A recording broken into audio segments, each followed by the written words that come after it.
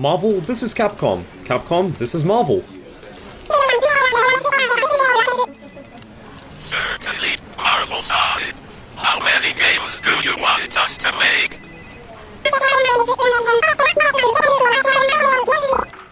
Well, why would we go and do that? Deal. Ever since that fateful business meeting, the Marvel vs. Capcom franchise has gone on to wow audiences all around the world for its bounce off the walls and go absolutely crazy style of gameplay. In today's adventure, dear viewer, we'll be exploring when the series said goodbye to the Dreamcast and entered the HD realm of fighting games.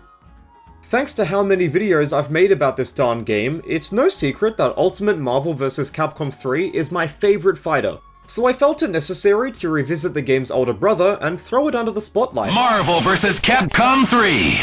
That's right! The third chapter. The superheroes are all here! Released in February 2011 after an 11-year hiatus, Marvel vs. Capcom 3 Fate of Two Worlds was the series' grand return into the core FGC. But as it had less than a year of competitive play and was never ported to modern platforms or PC, getting your hands on vanilla Marvel 3 nowadays isn't easy. In a world where team-based fighters now embrace simple inputs with active tag mechanics, how does Marvel 3's initial iteration hold up today? That's what we're here to find out, so buckle up and get ready to explore the Fate of Two Worlds. Ever heard of the phrase choice overload? Simply put, it's a sensation of near paralysis you sometimes feel when given too many choices in a situation. The modern-day equivalent would be doom-scrolling through your Steam library when you can't figure out what to play. But for Capcom fans back in the 90s, it would have involved walking into an arcade and witnessing just how many Marvel games there were. Children of the Atom, Marvel Superheroes, X-Men vs Street Fighter, Marvel Superheroes vs Street Fighter, Marvel 1, and Marvel 2, all released within a 6-year period. So why exactly did the next game release 11 years later? In a better world, this would result from intergalactic superheroes fighting catgirls, but in reality, it was because of rampant legal issues. According to game producer Ryota Nitsuma, development on Marvel vs. Capcom 3 began in 2008, with licensing talks between the titular companies beginning long before then. Thanks to Sega owning the video game rights for Iron Man, Thor, Captain America, and the Hulk around this period, Capcom would have had to swim through numerous legal channels to secure them for the roster, and that's only 4 out of 38 fighters. Other Marvel characters like Elektra, Emma Frost, Johnny Blaze, Juggernaut, Cyclops, Psylocke, Rogue, Venom, etc. were all considered for the final roster, with the most infamous removed fighter being Dr. Octopus. It's been confirmed by developers that a considerable amount of work went into his character model and audio, with the complicated nature of his tentacles being the reason for his exclusion. Going back in time a bit to the smash hit of Street Fighter 4 now, you may recall that Dimps, the studio behind Sonic Rush and Dragon Ball Z Burst Limit, were chosen to co-develop the title, with a similar phenomenon taking place for Marvel 3. After successfully releasing Tatsunoko vs. Capcom to market, Aiding was chosen to helm Marvel 2's successor, and as these games are very similar, this decision makes a lot of sense. MT Framework, Capcom's custom engine that powered Devil May Cry 4, Resident Evil 5, and A Lost Planet, was chosen to handle Marvel 3, thanks to its ease of use for developers and efficiency when rendering stylized visuals. With a developer on board, a game engine ready to go, and a headache-inducing amount of legal paperwork filed, Marvel vs. Capcom 3 was one step closer to seeing the light of day. But there was a major hurdle that now needed to be leaped over. How was this new game going to satisfy both the hardcore and casual crowds? It's no secret that in the late 2000s, Marvel was hitting it big at the box office, with one of the game's top priorities being to appeal to this crowd of moviegoers. In an article published on CNN of all places, I didn't know they were into fighting games. Former Capcom community manager Seth Killian claims that including key Marvel characters that Japanese fans adored while appealing to the core crowd of comic fans played a large role in deciding who made it onto the roster, and that its 3-year development cycle was mostly comprised of fine-tuning the battle mechanics.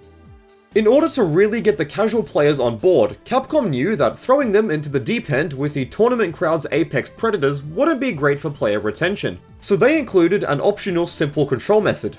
Yep, that's right, Marvel 3 has modern controls. Normals, specials, and supers are relegated to specific buttons with directional inputs.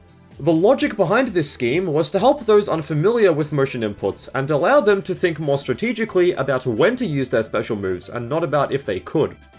This tied into Capcom's plan of approaching modern market trends in such a way that allowed an older IP like Marvel vs. Capcom to not only survive, but flourish.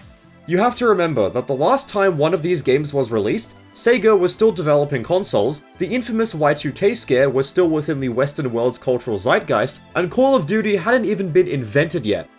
Compare that to a market where video games were being made more accessible than ever with fully realized online suites, and yeah, Marvel vs. Capcom really needed a modern facelift. Unlike the Marvel of yesteryear that was practically giving away its IPs to any company interested in licensing them, this new era involved millions upon millions in yearly revenue for Spidey and friends. Having said that, did they go too far and ruin the soul of Marvel vs. Capcom? Short answer, no. As with many sequels that release long after their older siblings, Marvel vs. Capcom 3 features an ocean's worth of brand new gameplay mechanics, but before we get into the advanced stuff, I feel it appropriate to cover the basics. Keeping up with the trend of changing control schemes, Marvel 2's KOF style layout has been replaced by Tatsunoko vs. Capcom's light, medium, and heavy format, with launchers being mapped to their own button. Along with the 2 assist buttons, this makes for a 6-button game. Removing the ability to perform individual punches and kicks is a major shake-up to what players had grown accustomed to for 11 years, but I feel that the new layout works beautifully. It's easy enough for beginners to understand right away, without overtly simplifying the core gameplay. As with all of the Marvel games, system mechanics involving mobility, offense, and defense are plentiful but never universal. Dante, for example, can go absolutely crazy with air dashes, teleports, flying, etc., whereas Arthur is the only character who can't even dash. Unlike, say, Capcom Fighting Jam, for example, where fighters having totally different system mechanics leads to them feeling haphazardly thrown together, Marvel 3's blend of systems is clearly intentional, both as an homage to the previous game's battle systems and as a modern fighter that stands on its own. Even if 2 characters can both fly, the way they'll incorporate this ability into their game plan depends on their unique objectives, and their frame data will be different too. Walking, dashing, jumping, super jumping, flying, teleporting, and wave/plink dashing will be your primary methods of transportation, with every fighter bringing their own twist to this formula. In addition to the basic suite of normals, specials, and supers, the iconic Magic Series mechanic makes a return too. This allows characters to chain normals into those of ascending order, and is great for starting combos, maintaining pressure, and keeping the enemy in block stun. You can also cancel normals into specials, supers, and assists, meaning the sky is the only limit for any type of combo you can imagine. The Magic Series has been the franchise's backbone since day one, but even this isn't strictly universal. Many characters can simply perform light, medium, heavy into a launcher to get the party started, with the likes of Thor, Dormammu, Akuma, Magneto, etc. needing to perform unique strings to avoid knocking the enemy away. Also, it's important to note that there exists a hidden infinite prevention system in the game called Hitstun Deterioration. This forces attacks to do less hitstun the longer your combo goes on for, with different attack types forcing this to max out early. If you've ever wondered why Marvel players rarely use light normals in their air combos, it's because they cause these routes to end prematurely at the worst of times, so medium and heavy normals are primarily used instead. When you're on the offensive, new mechanics like wall bounces, ground bounces, crumples, and TACs can extend combos to the moon and back. When adding X Factor, a new universal install with speed, damage, and health regeneration buffs into the mix, these sequences become even deadlier. X Factor's potency increases when less characters on your team are alive, with level 3 X Factor turning basic combos into touch of deaths. On one hand, this makes solo routes far easier and longer for much of the cast than in Marvel 2, which didn't exactly please the old guard, but on the other hand, it provides weaker characters with opportunities for higher damage. Instead of having to strictly rely on assists for extensions, many fighters can now take care of things themselves.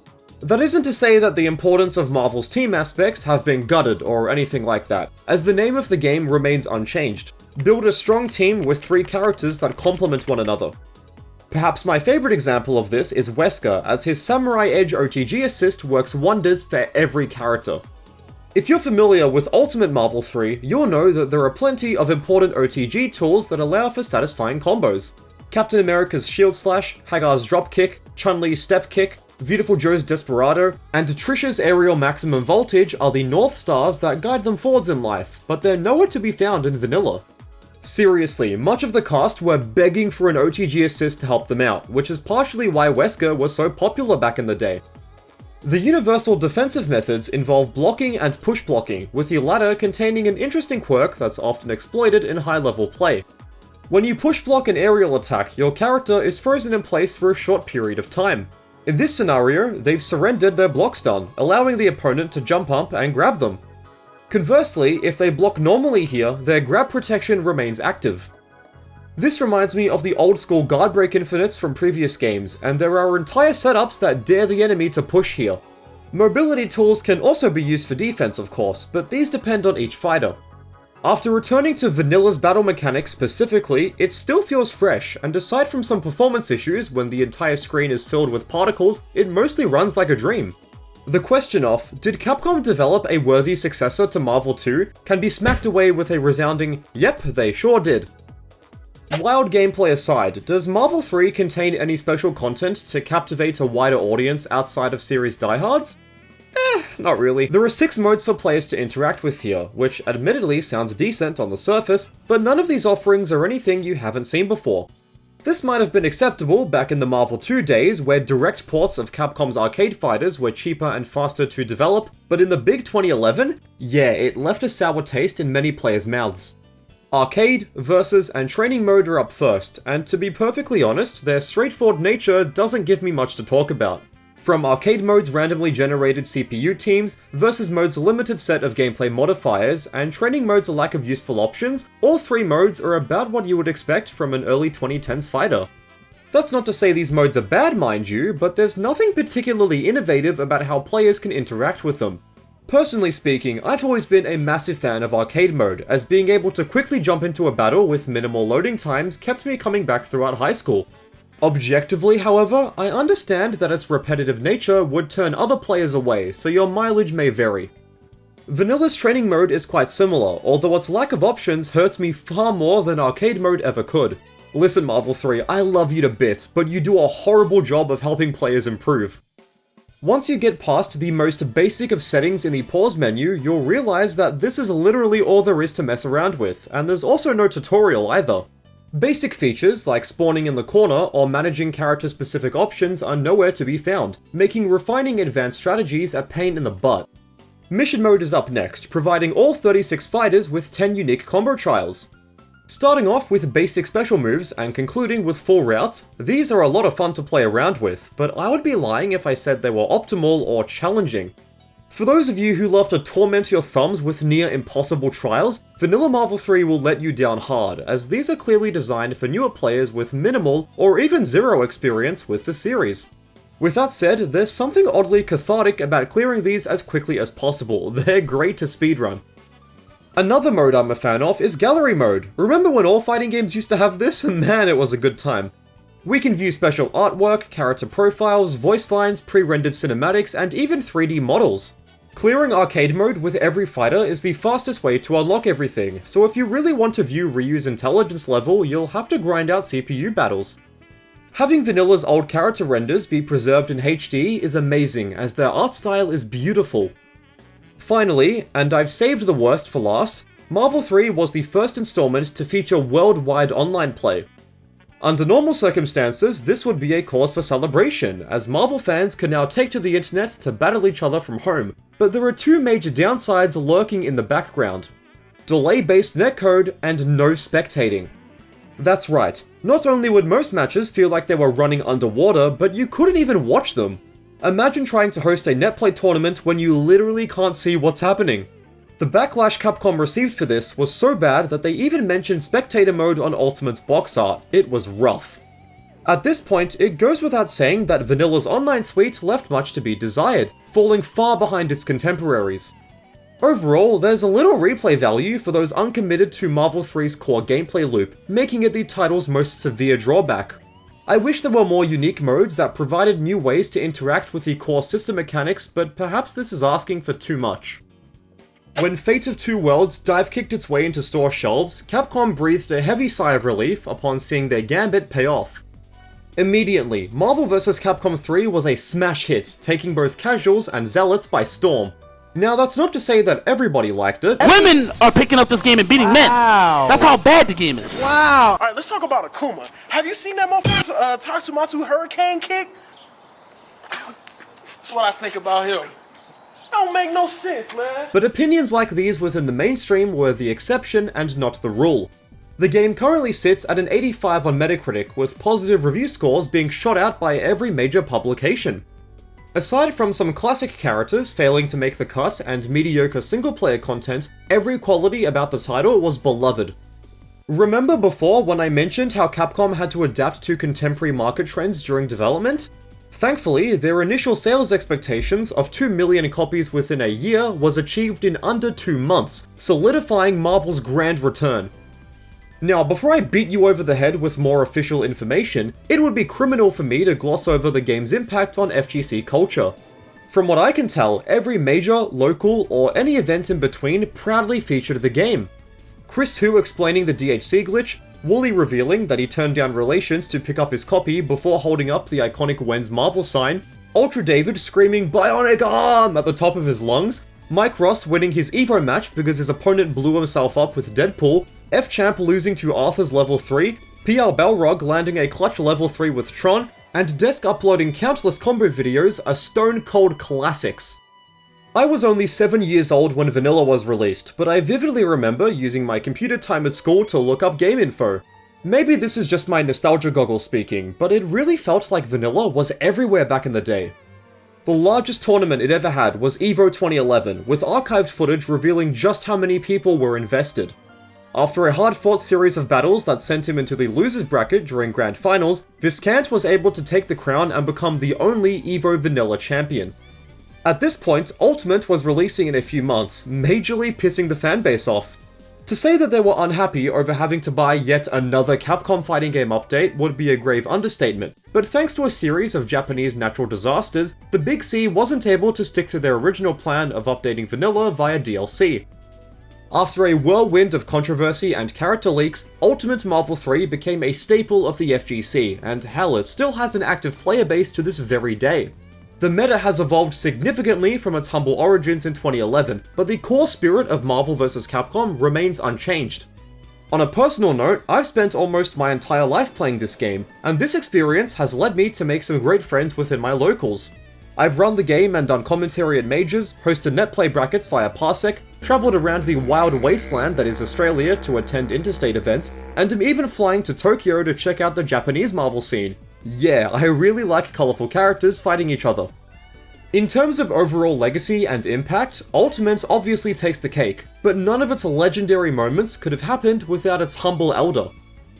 It's been a long time since I've given this much thought to Vanilla Marvel 3, but I would be lying if I said it wasn't heaps of fun.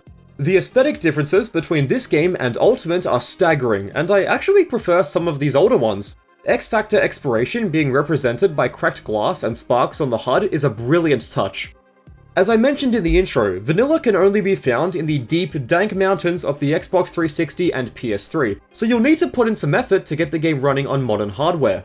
For those invested enough to make it this far into the video, I would recommend checking it out, as you might like the game, even with Ultimate being right there, begging to be clicked. In conclusion, Fate of Two Worlds sends a huge nostalgia rush through my soul, and I'll never forget how excited I was reading the back of the box on the car ride home when I first got my copy. If you made it all the way to the end of the video, thank you so much for watching. I really appreciate you and your time, and I hope you had fun. Take care, and I'll see you in the next one.